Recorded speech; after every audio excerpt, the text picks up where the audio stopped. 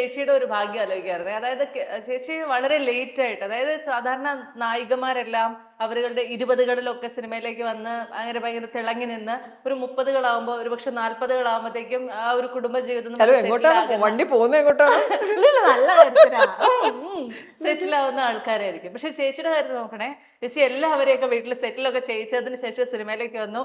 സിനിമയിലെ എല്ലാ സൂപ്പർ സ്റ്റാറുകളുടെ കൂടെയും ചേച്ചി അഭിനയിച്ചു കഴിഞ്ഞു. ശരിക്കും ചേച്ചി എത്ര ബ്ലെസ്ഡ് ആണെന്ന് എപ്പോഴെങ്കിലും ആലോചിക്കാറുണ്ടോ? ഇപ്പം വീണ പറഞ്ഞതോടെ ഓഫ് കോഴ്സ് അതൊരു മഹാഭാഗ്യമാണ് കേട്ടോ. ഒരിക്കലും പ്രതീക്ഷിക്കാത്ത ഒരു ഭാഗ്യമാണ്. നമ്മുടെ അതിൻ്റെ ഒരു സമയത്ത് നമുക്കൊരു ഓപ്പർച്യൂണിറ്റി വന്നു. ഏതോ ഒരു ഭാഗ്യം കൊണ്ട് നമ്മുടെ ആ ഒരു സമയം ക്ലോക്ക് അവിടെ വന്ന് നിന്നപ്പോൾ ഒരു അനുഗ്രഹത്തിൽ നമുക്ക് അഭിനയിക്കാൻ പറ്റി. അതിങ്ങനെയൊക്കെ ആയിരുന്നുള്ളൂ. അതൊന്നും നത്തിങ്, ഒന്നും പ്ലാൻഡ് അല്ല. ലാലേട്ടനും മമ്മൂക്കയോ ഒക്കെ കഴിഞ്ഞ് നമ്മളിങ്ങനെ ജയറാമേട്ടൻ്റെ വരെ വന്ന് നിൽക്കുമ്പോൾ ചേച്ചി ഇവരിൽ എല്ലാത്തിലും ശ്രദ്ധിച്ച ഒരു ഒരു പ്രത്യേകത എന്തായിരുന്നു? ഡെഡിക്കേഷൻ. ഈ സക്സസ്ഫുൾ ആയവരൊക്കെ ഡിക്ഷണറിയിൽ ആദ്യത്തെ ഒരു ഭയങ്കര പവർഫുൾ ആയിട്ട് കണ്ട വാക്കെന്ന് പറയുന്നത് ഡെഡിക്കേഷൻ. ഭയങ്കര ഡെഡിക്കേറ്റഡ് ആണ് എല്ലാവരും.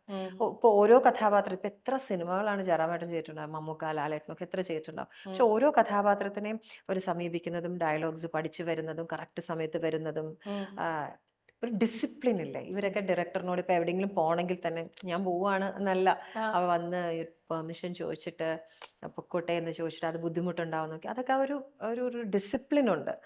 അതൊക്കെ തന്നെയാണ് അവരെ ഇപ്പോഴും നിലനിർത്തുന്നത്. അല്ലെങ്കിൽ ആ ഒരു മമ്മൂക്ക ലാലേട്ടൻ ജയറാമേട്ടൻ എന്നൊക്കെ പറയുന്ന ഒരു ലെവലിൽ നിർത്തുന്നത് അത് തന്നെയാണെന്ന് വിചാരിക്കുന്നു.